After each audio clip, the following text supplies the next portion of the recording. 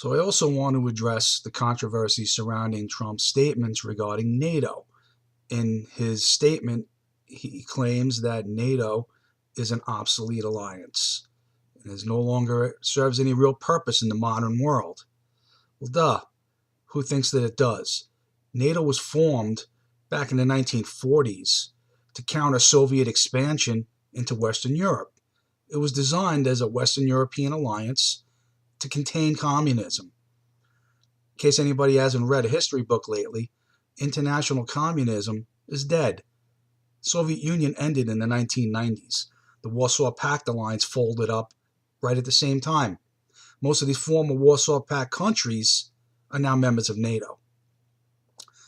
But yet, what do we get out of it? What does NATO do for us? The NATO doctrine supposedly states that an attack against one of us is an attack against all of us, one for all and all for one. Yet, what real assistance did we get from NATO after 9/11? Not much, I don't think. I mean, the 9/11 terrorist attack was hatched on Afghanistan territory, pretty much rendering Afghanistan responsible for it. We attacked Afghanistan. We invoked the NATO doctrine. The United States at its peak had over 10,000 troops in Afghanistan. Great Britain, one of our closest allies, at its peak, submitted about 500 troops. Gee, guys, thanks. Think you could have spared a few more? I mean, we've only been guarding your country against invasion since the 1940s. It's, really, it's ridiculous.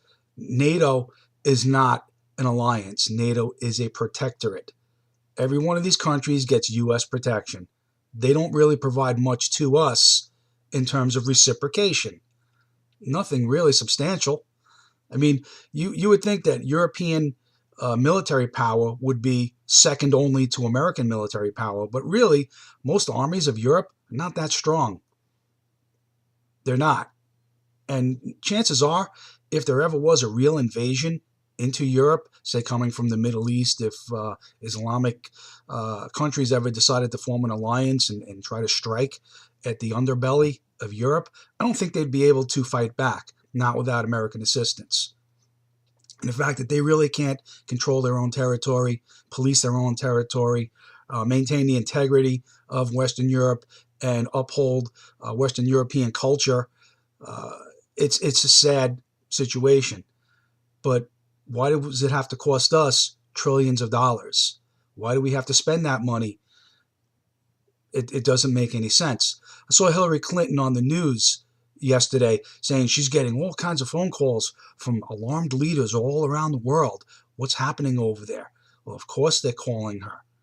They're afraid, just like everybody else is afraid, that if Trump gets elected, the free ride is over. That's what it's all about.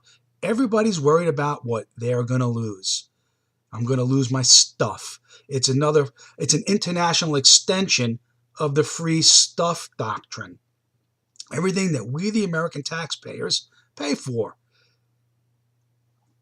So, of course, the foreign powers that are supposedly our allies are worried that if Trump gets elected, it could either end the NATO alliance or it could shake it up in a drastic way. Really, it needs to be reinvented. I mean, we can't just withdraw from the rest of the world. Isolationism isn't the answer.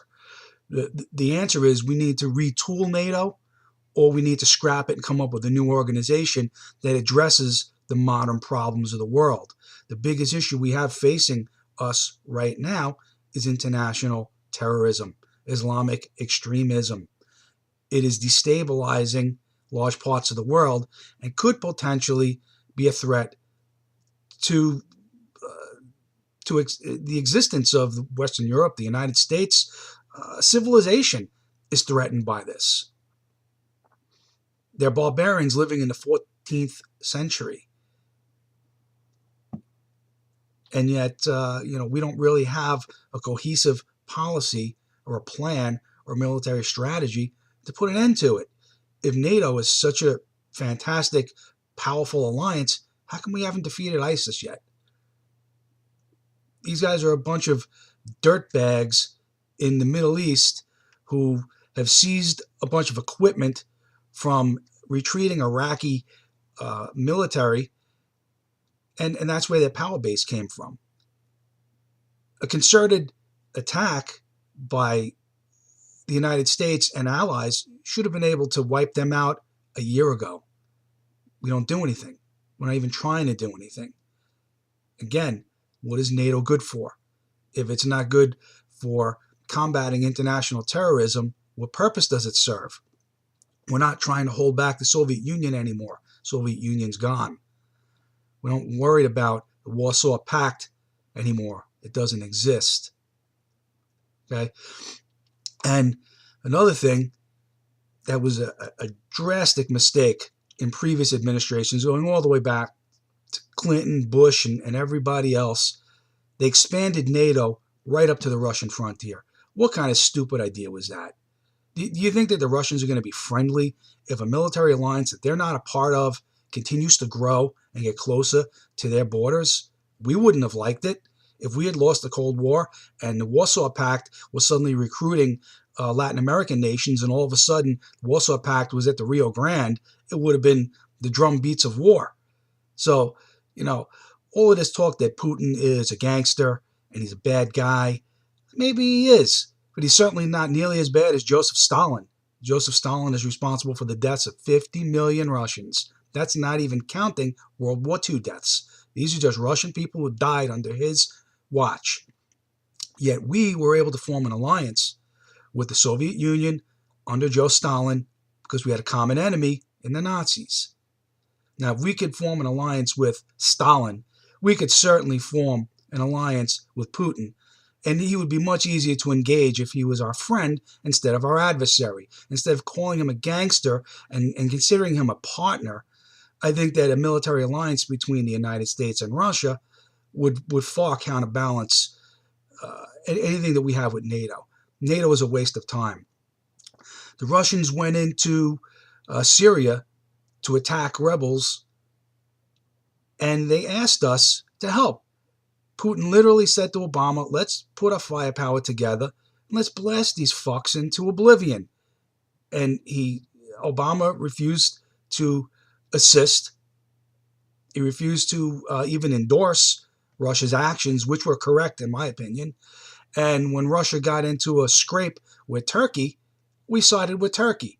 The Turks are not our friends. We always ally ourselves with people who are not our friends. The Turks are not our friends. The Saudis are not our friends. The Pakistanis are not our friends. But we always tie our allegiances to countries that fucking hate us. We need to really listen to what Donald Trump is saying because he is correct. NATO is a waste. It's a relic. It's useless. It serves no purpose in the modern world. It needs to be retooled or replaced with a better, stronger alliance where each member state supports the alliance militarily, with manpower, with weapons, and with finances according to their ability. Okay? Because if we can't get that, we shouldn't continue paying for the rest of the world for their protection. They need to pony up. They need to pay the costs. Okay? We're protecting Japan. We're protecting South Korea. These are two of the richest nations in the world, and they don't pay us anything. That can't continue and has to stop. Donald Trump is 100% correct about NATO. I agree. I think you should too.